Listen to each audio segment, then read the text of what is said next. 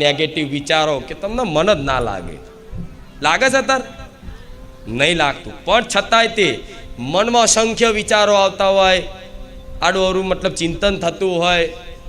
પણ ચિંતન એક પ્રકારના ને ઘણા પ્રકારના. એ બે હો ને એટલે બધું જાત જાતનું.